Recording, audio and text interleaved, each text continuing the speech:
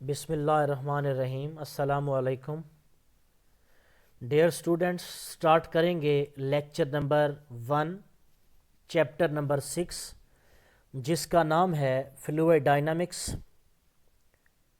तो सबसे पहले हम डिस्कस करेंगे what is meant by fluid. Fluid से क्या मुराद है? अ सब्सटेंस, ऐसी शय विच कैन फ्लो, जो बह सकती है, जो फ्लो कर सकती है, इज कॉल्ड फ्लूइड। आप उसे क्या कहते हैं? फ्लूइड कहते हैं। अ सब्सटेंस, वो शय, विच कैन फ्लो, जो बह सकती है, जो फ्लो कर सकती है, इज कॉल्ड फ्लूइड, उसे फ्लूइड कहते हैं। फॉर एग्जाम्पल लिक्विड, लिक्विड भी फ्लो कर सकते हैं, एंड गैसेस, और गैसेस भी फ्लो करती हैं। So these are the example of fluid. उसके बाद बच्चों डिस्कस करेंगे fluid dynamics. Dynamics mean in motion, fluid dynamics, fluid in motion. Branch of physics, physics की ब्रांच विच डील्स, जो डील करती है, विद फ्लूइड इन मोशन, जब fluid motion के अंदर होते हैं, जब फ्लूइड मूव कर रहे होते हैं, इज कॉल्ड फ्लूइड डायनामिक्स, उसे फ्लूइड डायनामिक्स कहा जाता है। ये वो फिजिक्स की ब्रांच है जिसके अंदर हम फ्लूइड को जब वो मूव कर रहे होते हैं, जब वो मोशन के अंदर होते हैं, हम इसको स्टडी करते हैं और इसे क्या कहा जाता है? Fluid dynamics. उसके बाद बच्चों फर्दर मूव करते हैं। टॉपिक है विस्कोसिटी। बहुत ही इंपॉर्टेंट टॉपिक है। 7 टाइम्स आपके शॉर्ट क्वेश्चन के अंदर ये 2019 तक बच्चों आ चुका है। बहुत ही इंपॉर्टेंट शॉर्ट क्वेश्चन है। विस्कोसिटी और फ्लूइड फ्रिक्शन। विस्कोसिटी, गाढ़ापन, इसको हम फ्लूइड फ्रिक्शन भी कह सकते हैं। तो विस्कोसिटी या फ्लूइड फ्रिक्शन को डिस्कस करने से पहले आपको सिंपली बताता जाऊं कि जब भी हम एग्जाम्पल लेते हैं, गैस हो या हमारे पास लिक्विड हो, और अगर उसे माइक्रोस्कोपिकली देखा जाए तो वो जो लिक्विड है वो डिफरेंट लेयर्स पर कंसिस्ट करता है। मीन सिंपली अगर हम वाटर की एग्जांपल लेते हैं, अगर उसे माइक्रोस्कोपिकली देखा जाए तो मॉलिक्यूल्स लेयर्स बाय लेयर्स मौजूद होते हैं।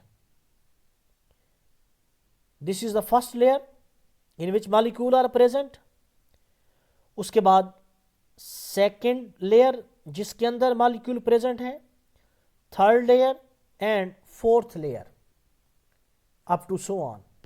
मीन्स कि जब भी हम वाटर की एग्जांपल लेते हैं या किसी और लिक्विड की एग्जांपल लेते हैं, और अगर उसे माइक्रोस्कोपिकली देखा जाए तो मॉलिक्यूल्स जो होते हैं वो लेयर्स बाय लेयर्स एग्जिस्ट कर रहे होते हैं। जब वो लिक्विड फ्लो करता है तो फर्स्ट लेयर सेकेंड लेयर पर एक फोर्स लगाती है, फ्रिक्शनल फोर्स लगाती है, फ्रिक्शनल इफेक्ट लगाती है, जिसे हम क्या कहते हैं? विस्कोसिटी कहते हैं।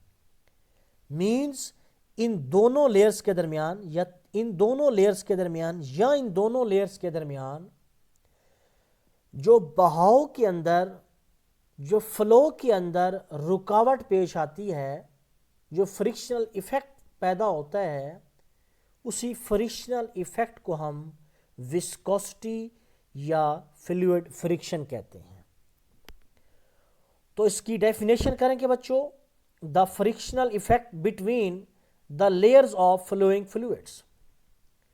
Frictional effect between the layers of flowing fluids. Flowing fluids की लेयर्स के दरमियान जो फ्रिक्शनल इफेक्ट पाया जाता है, हम उसे क्या कहते हैं? विस्कोसिटी कहते हैं। एक और डेफिनेशन है, आपको जो आसान लगे, 3 डेफिनेशन मैंने यहाँ पर लिख दी हैं, जो आपको इजीली याद हो जाए आप वो लिख सकते हैं। दूसरी बच्चे इसकी डेफिनेशन है, the force requires to slide one layer of fluid over another layer. वो फोर्स जिसकी ज़रूरत होती है टू स्लाइड करने के लिए वन लेयर ऑफ फ्लूइड की एक लेयर को ओवर अनदर लेयर दूसरी लेयर पर, मीन्स के फ्लूइड की एक लेयर को दूसरी लेयर पर स्लाइड करने के लिए जितनी फोर्स रिक्वायर होती है, दिस इज कॉल्ड विस्कोसिटी और फ्लूइड फ्रिक्शन। एक और बच्चों डेफिनेशन है, तीसरी definition, an internal friction between different layers of flowing fluids.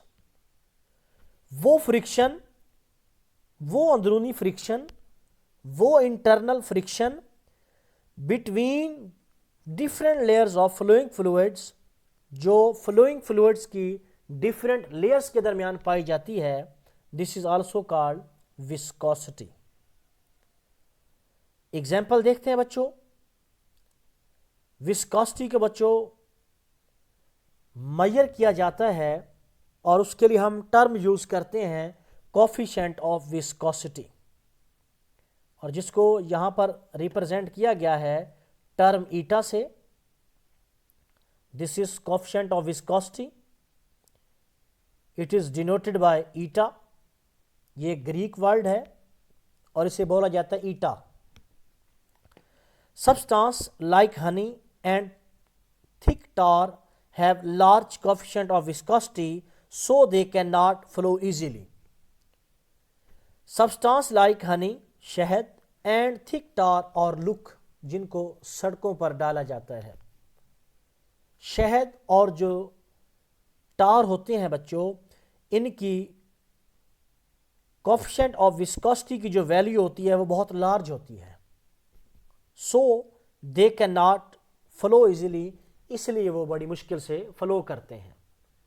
तो इससे हमें एक ये कंसेप्ट समझ आया है कि जिन लिक्विड्स के लिए कोफिशिएंट ऑफ विस्कोसिटी की वैल्यू ज़्यादा होगी, इट्स मीन कि उनको फ्लो करना बहुत मुश्किल होगा, उनको फ्लो करवाना बहुत मुश्किल होगा, उनका फ्लो करना बहुत मुश्किल होगा। और इसी तरह substance like water and milk have small coefficient of viscosity. पानी और दूध के लिए जो कोफिशिएंट ऑफ विस्कोसिटी की वैल्यू होती है बच्चों, वो क्या होती है, वो स्मॉल होती है एज कंपेयर टू हनी और thick tar, so they can flow easily, इसलिए वो आसानी के साथ क्या कर सकते हैं, फ्लो कर सकते हैं। तो ये थी बेसिक इंफॉर्मेशन विस्कोसिटी के बारे में। विस्कोसिटी क्या है बच्चों, फ्रिक्शनल इफेक्ट है जो पाया जाता है between different layers of flowing fluids. हरकत करने वाले फ्लूइड की डिफरेंट लेयर के दरमियान जो फ्रिक्शनल इफेक्ट होता है, आप उसे क्या कहते हैं, विस्कोसिटी कहते हैं। तो मूव करते हैं फर्दर बच्चों, यूनिट्स ऑफ विस्कोसिटी। तो हम फर्दर जब मूव करेंगे तो हम डिस्कस करेंगे स्टोक लॉ को।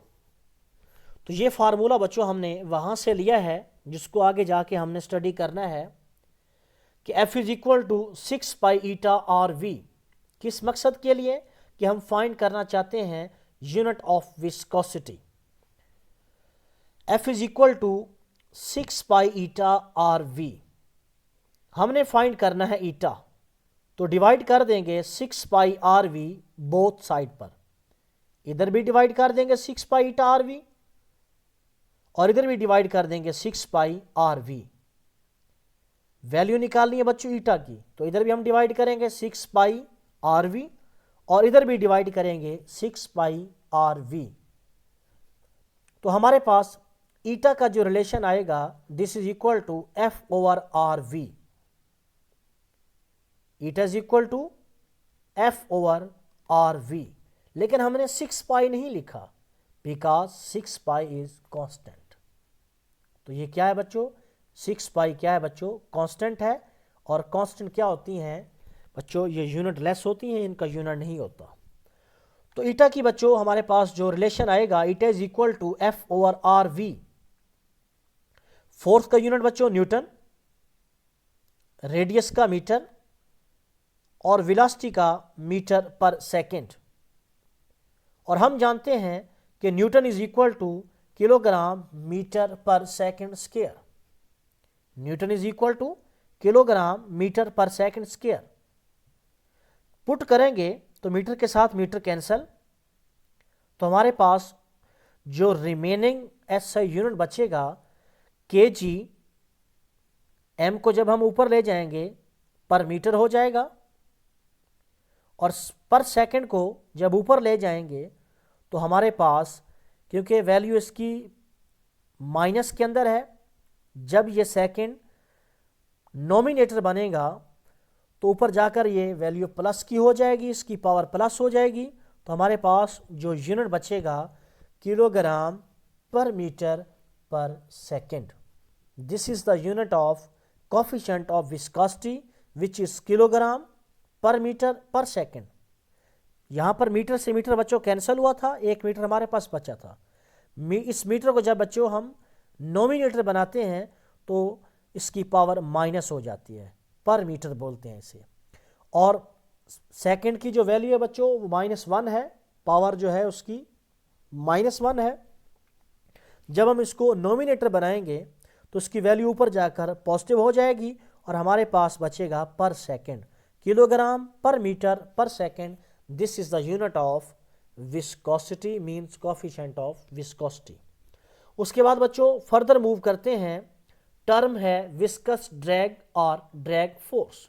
2 टाइम्स आपके शॉर्ट क्वेश्चन के अंदर ये आ चुका है 2019 तक। What is mean by discuss viscous drag और drag force? What is mean by viscous drag और ड्रैग फोर्स? तो इसको समझने से पहले बच्चों हम सिंपली 2 एग्जाम्पल लेते हैं कि जब भी हम किसी कार के अंदर बैठे होते हैं, किसी बस के अंदर बैठे होते हैं, और अगर वो कार या बस बड़ी तेज़ी के साथ मूव कर रही होती है और अगर हम अपना हाथ बाहर निकालते हैं तो हमारे हाथ पर एक फोर्स लगती है, एक रुकावटी फोर्स लगती है। मीन्स कि हम मूव कर रहे हैं तो जैसे हमने अपना हाथ निकाला तो हमारा हाथ किसके अंदर मूव कर रहा है? हमारा हाथ हवा के अंदर मूव कर रहा है। इट्स मीन कि हवा क्या है? हवा एक फ्लूइड है। मीन्स कि जब आप किसी फ्लूइड में से मूव करते हैं तो फ्लूइड उस बॉडी पर, उस सब्जेक्ट पर एक फोर्स लगाता है जिसे रिटार्डिंग फोर्स कहते हैं, and this retarding force is called viscous drag और ड्रैग फोर्स। एक और एग्जांपल लेते हैं कि जब आप पानी के अंदर मूव करना चाहते हैं, मीन्स पानी के अंदर दौड़ना शुरू करते हैं, तो क्या होता है? आपको डिफिकल्टी पेश आती है। मीन्स कि आप इजीली रन नहीं कर सकते। उसकी वजह क्या है? कि वाटर क्या कर रहा होता है? आपकी बॉडी पर एक फोर्स लगा रहा होता है, एक रिटार्डिंग फोर्स लगा रहा होता है, और उसी रिटार्डिंग फोर्स को आप क्या कहते हैं? विस्कस ड्रैग और drag force. An object moving through a fluid, जब कोई ऑब्जेक्ट मूव करता है किसी फ्लूइड में से, एक्सपीरियंसेस, वो महसूस करता है, और रिटार्डिंग फोर्स, एक retarding force is called drag force, जिसे आप ड्रैग फोर्स कहते हैं। कि जब कोई ऑब्जेक्ट किसी फ्लूइड में से मूव करता है तो वो एक रिटार्डिंग फोर्स महसूस करता है, उस पर एक रिटार्डिंग फोर्स अमल करती है, एक्ट करती है, इस कॉल्ड, जिसे आप कहते हैं ड्रैग फोर्स, ड्रैग फोर्स कहते हैं। Drag force increase, drag force बढ़ती जाती है। एक की पॉइंट है, as speed of object increase, जैसे जैसे बॉडी वो मूव करना शुरू करती है, जैसे जैसे उसकी स्पीड बढ़ती है, ड्रैग फोर्स भी बढ़ना शुरू हो जाती है। तो साथ एक और की पॉइंट लिखा हुआ है, it is easy to move in air than in liquid, कि हवा में से मूव करना, हवा के अंदर मूव करना आसान होता है बनिस्बत पानी के। तो ये जो फोर्स जो किसी ऑब्जेक्ट पर लगती है, जब वो ऑब्जेक्ट किसी फ्लूइड में से मूव करता है, तो उसको कैलकुलेट करने के लिए एक साइंटिस्ट ने लॉ पेश किया था। उस साइंटिस्ट का नाम था स्टोक्स, और उसने क्या किया था? इस फोर्स को कैलकुलेट करने के लिए, इस फोर्स को मेजर करने के लिए उसने एक लॉ पेश किया, which is called Stokes law. तो डेफिनेशन है बच्चों उसकी, the drag force F on a sphere of radius R, drag force F on a sphere of radius r moving slowly with speed v through a fluid of viscosity eta is। कि आपके पास कोई भी एक object है जिसका radius r है, speed v के साथ वो मूव कर रहा है, उस फ्लूइड में से जिसकी विस्कोसिटी ईटा है और उस पर जो ड्रैग फोर्स लगती है F, उसको एक इक्वेशन के जरिए जाहिर किया गया है and this is denoted by F is equal to 6 pi eta R V. Means कि उस बॉडी पर, उस सब्जेक्ट पर जो फोर्स लगती है, ड्रैग फोर्स जो लगती है, उसका जो फार्मूला है F is equal to 6 pi eta R V. Means कि वो जो फोर्स है, वो जो ड्रैग फोर्स है, वो बराबर है 6 pi eta R V. Here 6 pi is constant, तो F is directly proportional to eta R V. F is directly proportional to eta R V. F is directly proportional to eta R V. It's mean कि वो जो drag force है, कि जब भी कोई object किसी फ्लूइड में से मूव करेगा तो उस पर जो ड्रैग फोर्स लगेगी वो डायरेक्टली प्रोपोर्शनल होती है ईटा आर वी के। मीन्स कि फोर्स जो है वो डिपेंड करेगी speed of object, viscosity of fluid and radius of object. तो इसको सिंपल लिखा गया है कि drag force is directly proportional to eta, mean coefficient of viscosity। F is also directly proportional to radius of sphere, कि जो भी spherical object होगा जो किसी फ्लूइड में से मूव कर रहा होगा, तो जितना उसका रेडियस होगा उतनी ज़्यादा उस पर ड्रैग फोर्स लगेगी।